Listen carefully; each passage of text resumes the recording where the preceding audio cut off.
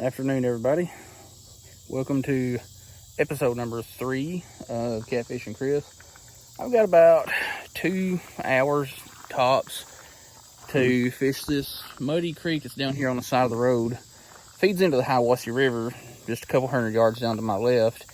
It's up and muddy. Probably won't catch much, but I've got a buffet of baits I can throw at them. Everything from the real cheap, like magic baits that you can buy at Walmart, like the strawberry flavor ones, because there are carp in here. I've got little garlic seasoned or whatever pieces of beef that I was going to throw out that I can use, and I've got some Team Catfish fiber nuggets in the Nightcrawler scent that I've been messing around with for a couple of months. I just kind of dropped using them, but I'm going to at least toss one of them out just for the heck of it, and I'm going to attempt to try and catch a bluegill to cut up and use as bait, because like I said, this creek is very up and very, very muddy. Like, chocolate milk would be, it'd be comparable to chocolate milk. Anyway, I'm going to use just 2 rods for the catfish or whatever today, and then one little medium action rod for catching bait and whatever. So let's get down to the water and get set up. Now, these skeeters are already eating me alive, but anyway, first bait that we're going to throw out there, Team Catfish fiber nuggets, Nightcrawler scent, and you can get these at Walmart for about $5 a pack.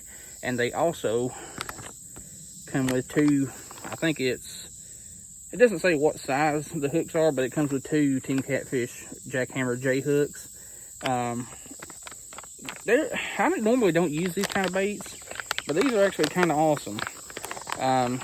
They're a fiber bait, and they've got a coating on them. That's kind of what they look like, and they definitely stink.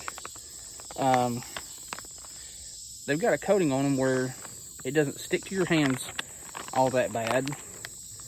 Well, let's set that down. Just using a poor man's Carolina rig today, just a couple split shots and a wacky hook, which I've been using quite a bit here lately for small catfish and carp, stuff like that. But yeah, you can need this stuff around you. I mean, yeah, some of it will get on your hand, but it's not like these punch baits and stuff like that will get everywhere, stink everything up. But yeah, just knead this stuff up into a little ball. Put it on your hook, and then you can kind of knead it around to where the way you want it. And this stuff, once it gets wet, it stays on the hook very, very well. I've had this stuff sit out in the water for almost 2 hours before and didn't come off. So I want to get this one out and see if this much weight's going to hold to the bottom, and go from there. But anyway, the river is down here, so all this current is flowing this direction. This creek is full of turtles and stuff like that, so I'm gonna try to catch some bluegill here in a few minutes.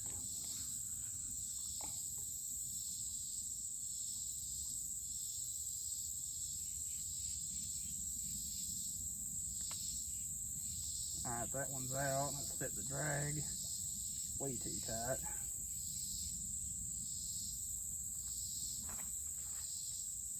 Here down on the rod holder. And some of the other baits. Well, the other bait that I'm going to use or try is, this is some old, gone bad New York strip. Just a few small chunks of it. Mostly the bigger fatty pieces.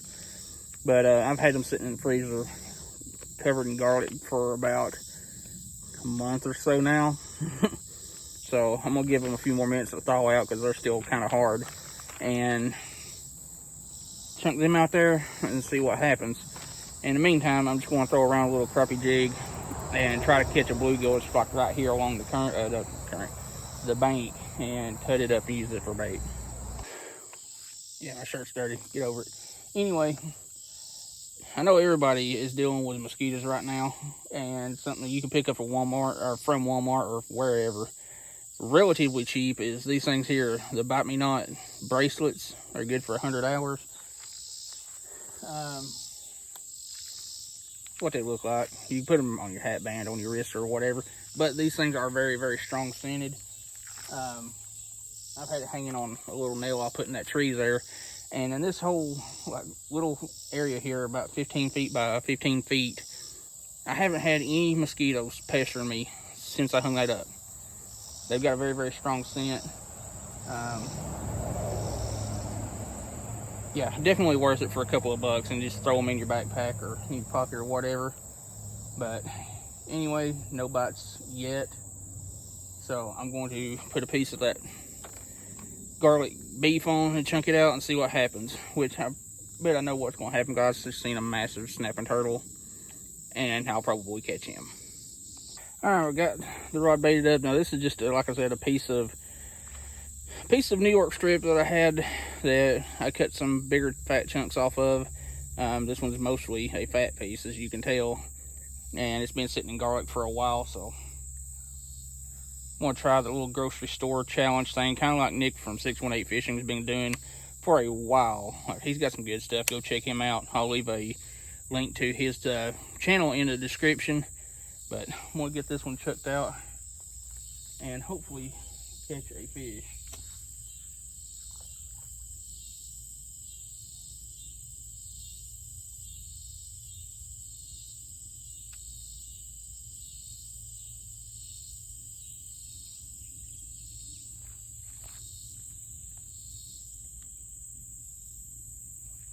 Now, I'm not using heavy gear by any means. It's just two Ugly Stick Light Pros, 7-foot medium actions with Abu Garcia Black Maxes spoiled up with 10-pound Berkeley big game. And that's plenty for catfishing small creeks and stuff like that, or like this. And 10-pound test will handle some really big fish. I have personally seen 50-pound catfish landed with good work on it. And it's just good line. 10-pound test, especially the Berkeley line. There's a couple of tests on YouTube if you want to look them up. The Berkeley trilene has a stronger, way higher breaking strength than the label says. There's a guy did a test on every pound test that Berkeley makes in their big game series, or trilene series, and everything broke 8 to 13 pounds higher than what the label says. So we're gonna give this a few minutes and change up something. I may not get to give this more than about an hour and a half, because as you can tell right there, got some storms rolling in. See you in a second. We'll get the bite on the 2 catfish fiber nuggets.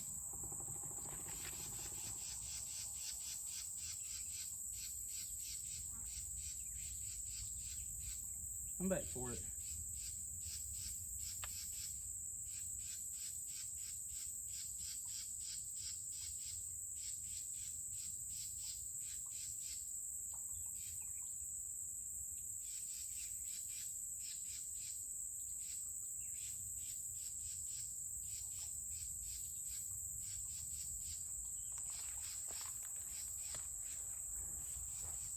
Someone had several good pull downs on it, so I'm gonna just hold on to it until I feel like it's not there anymore.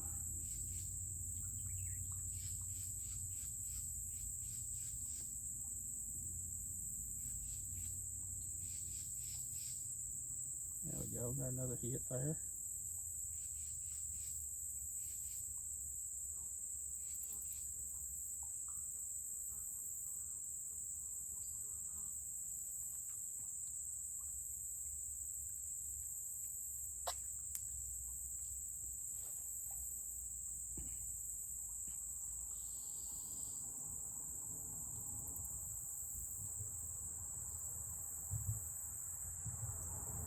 I really wish I had got some night crawlers on the way here, but the gas station I usually stop at to get worms and stuff like that, the person that was there is the guy that owns it, and he's an asshole, and I just refuse to go into that gas station when he's there.